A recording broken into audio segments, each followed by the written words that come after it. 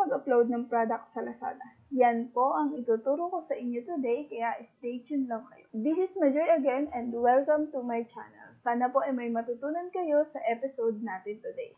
Ikaw ba ay nag-sign up sa Lazada bilang isang seller pero hindi mo pa rin nagagawa mag-upload ng iyong product? Hayaan niyo po na tulungan ko kayo. A short story lang po, noong nag-sign up ako sa Lazada as a seller, that was April 2018, nag-upload lang ako ng 2 product, tapos wala na, pinabayaan ko na. Natakot kasi ako that time, at hindi ko na alam kung ano ang kasunod na gagawin. Wala rin naman bumili doon sa product na in-upload ko, kasi 2 lang yan. Paano naman magkaka-interest bumili ang mga buyer, basta ko lang na-upload yung product na yan. Zero knowledge po kasi ako noon about sa selling on Lazada, and self-study lang din po ang ginawa ko noon. Kaya ngayon, I want to share sa inyo yung mga experience namin on selling on Lazada platform. Tara at mag-upload na po tayo ng ating product. So, paano ba mag-upload ng product? Kung nandito po kayo sa homepage ng Seller Center, i-hover nyo lang po ang inyong mouse dito sa products and then click add product. Ilalagay po natin dito ang basic information ng ating product dahil ang ating i-upload ay book. So, ilalagay po natin dito ang title ng ating book. 1 minute prayer to start your day, and it's a mini book. So, ilagay natin dyan, mini book. And dito sa categories, hanapin natin kung anong category siya nabibilang. Kung siya ay book, so hanapin natin siya dito sa category. Maraming po kasing category sila sa Lazada. Hanapin natin ang books. Under siya ng media, music, and books. Another subcategory is books. Kung hindi nyo makita yung category, i-search nyo lang po dyan. Ang ating book ay English, kaya English books ang ilalagay natin. And it is a religious book. Kung 100% sure na po kayo sa category ng inyong product na ilalagay, i-click po natin ang confirm. Ayan. So, okay na po yung ating category, media, music, book, books, English book. Kasunod naman po nating lagyan ay ang product attributes. Ayan, no brand ang ating book. Ang ISBN niya ay ito po. Required po ito, kaya kailangan nating lagyan, may asterisk siya dito. Ang book natin ay portrait. Wala tayong author ng book, wala tayong model, wala din tayong edition. Kaya, ililib lang po natin yan as blank. And yung itong color family, ang color family niya ay pink. And then, white din siya. At may mga bulaklak siya. Kaya, lalagyan natin ng floral. So, kapag sinerch po ng customer, kahit alin dyan sa color na yan, ang gusto niya color ng book, lalabas po yung ating book. Nalagay ang publisher natin ay ang Shepherd House. Ang language naman yan ay English. Ayan, confirm. Ang year, pwede natin siyang i-leave kasi hindi natin alam kung kailan siya na-publish. So, yan na po yung ilan sa mga product attributes na pwede natin ilagay. Kapag iba naman po yung product na i-upload nyo, syempre hindi katulad ng product attributes nitong book yung ilalagay nyo po doon. Kung ano po yung hinihingi doon, kasi minsan may size or may let's say lalo na sa mga damit po. Ang kasunod naman po natin ay ang short description natin doon. So, ito lang po ilalagay natin yung short description. At gawin natin siyang bullet type. So, okay na po yung tatanggapin na po yan nila sa Lazada. And then, this one, the lorikit. Malaki po ang percentage ng lorikit para maging 100% ang ating content score dito. May measuring po kasi sila sa ng content score, so kailangan 100% yan. Nasa 50 pa lang po tayo. So, let's start to upload the lorikit. Ayan, pwede nyo po ito i-close. Kapag nakita nyo ito, this icon is for the picture na ilalagay nyo at ito naman po is for the text.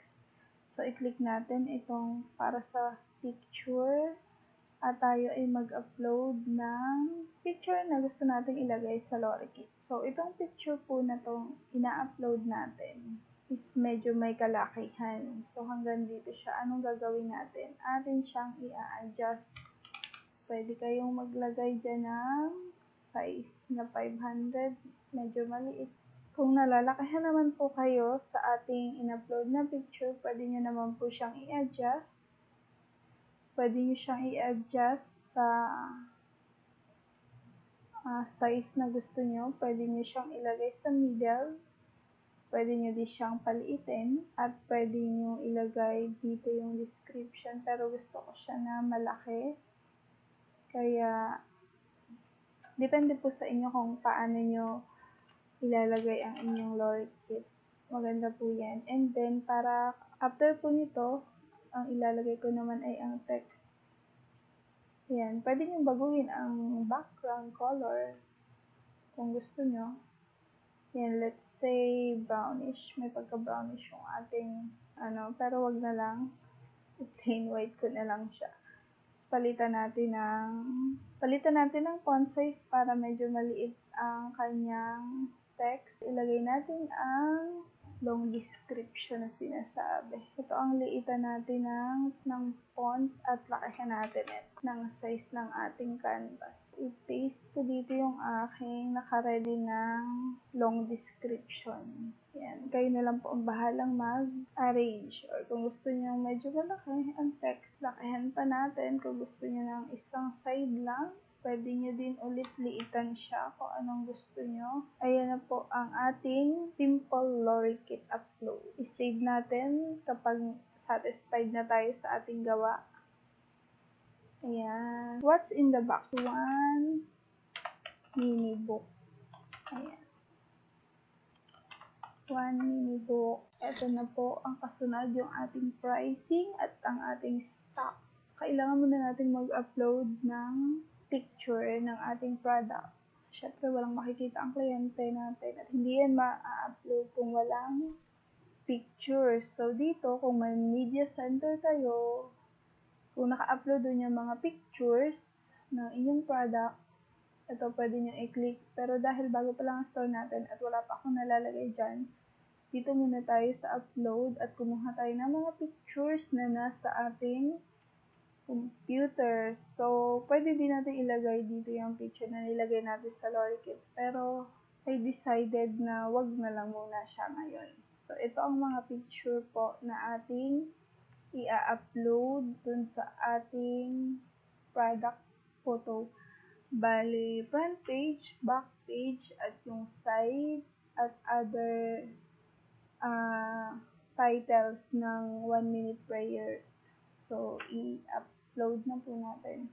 May size po yan na hinihingi at pwede tayong mag-upload ng maximum ng 8 pictures sa isang product. So, pag mas malaki po dito sa sizes na to, ang mga picture na i-upload natin, hindi po yan ma-upload. So, kailangan nyo pa pong i-resize. Ito kasi yung makikita, ito yung picture na makikita ng mga customers. So, ayoko naman na yan ang makita nila. At dahil ito ang main product natin, so yan ang ilalagay ko dyan sa unahan. At ihuhuli ko na itong other titles na available. So, ang kasunod po natin ay ito yung product price. Naka-asterisk yan, importante yan. So, yan ang price ng ating product. Dito naman sa special price, kung gusto nyong magbigay ng special price, for example, 105, tapos start date. Kung kailan nyo gustong ibenta ng ganun kababang presyo yung product, dyan nyo po ilalagay. So, hindi mo na natin lalagyan ng special price. Lagyan natin ng 1 quantity muna. Ang seller SKU niya is 1 minute. Kayo po ang bahalang maglagay ng seller SKU. Ang ilagay nating SKU is 1 minute to start. Pwede din kayong gumawa ng gusto nyo SKUs. For example, book 1, book 2, o book 3, ganun. Pwede po yan. Tapos, ang ating kasunod ay pwede na i-ship natin siya within 2 to 3 days. So, yan. So, okay na po tayo doon. Dito naman po tayo sa service and delivery. Dito dito sa service, no warranty naman po yung book natin. At ayan, so wala na tayong ilalagay dyan, no warranty lang. And then, dito sa delivery, importante po itong part na ito. Dito kami nagkamali nung una. Ang book natin na ina-upload ay maliit lang naman siya. Kasya siya sa small pouch. So, ang small pouch po, ang package weight niya in kilogram is 0.15. So, lahat po ng product nyo na kasya sa small pouch, ang weight niyan ay sa experience po namin at sa kung anong nakalagay sa aming seller center is 0.15. Ang dimension po niya 30 at 18.6 and ang height niya ay 2 or 1. Yan po yung nakalagay sa amin. Iba-iba po siguro yung mga seller sa paglalagay ng mga, kasi yung iba binibigyan nila ng allowance or ano. Pero kami po, yan yung standard namin sa small pouch. At it's not a dangerous goods. Just i-click po lang po natin yung nan. Kasi book naman siya kaya hindi siya dangerous goods. So ito po ay importante talaga kasi may asterisk siya. Huwag na huwag po kayo diyang magkakamali dahil nakasalalay dyan ang inyong income. Okay, tapos na po nating lagyan ng mga kailangang information ng ating product upload. Ngayon ay kailangan daw nating mag-upload ng 3 images, pero 4 na yung in-upload natin. Minsan may glitch lang po. So, i-upload na po, i-save muna natin ang draft natin, and then let's click the submit button. Nakapag-upload na rin po kami ng product kahapon at kagabi. Kaya, sample lang po itong nilagay natin. So, ito 1-minute prayer to start your day mini book. Your product is created successfully. So, let's go again to products. Then, manage products na po tayo ngayon. Kasi, na-upload na natin. At i-check natin kung na-upload ba siya at kung wala ba tayong kulang. Ayan. Ito po ang ating in-upload na product. 1-minute prayer to start your day.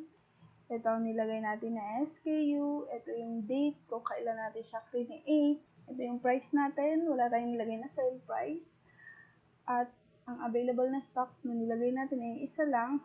Ang content score natin kanina ay 75 at kailangan daw nating mag-upload ng 3 photos. Pero ngayon 100% na hindi pa rin siya visible kasi under QC in progress pa siya, kaya hindi pa natin siya makikita sa ating shop.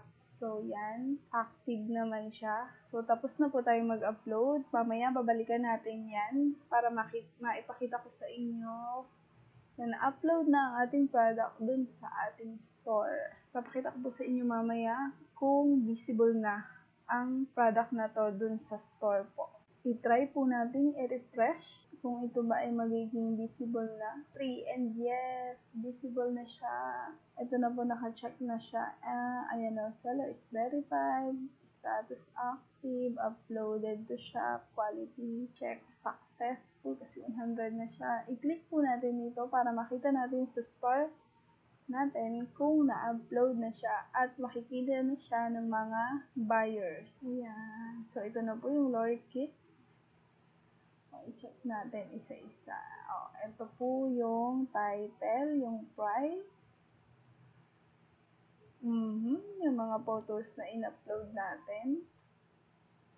Ito na yung ating store. Nakakatawa na bago na agad ni Lazada. Ito na yung ating short description. At ito na yung lorry kit na nilagay natin. O, di ba? So ito medyo may something. I-edit ko na lang po yan later. At ito yung ating long description. Ito na yung nilagay natin na no brand, ISBN, publisher. Ayan, ito na po yun lahat. So that's it. Thank you for watching and see you in our next upload.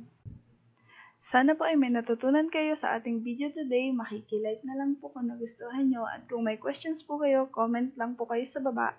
At I will try to answer them. Also, please subscribe to my channel and share na rin po. Thank you and God bless. Happy selling!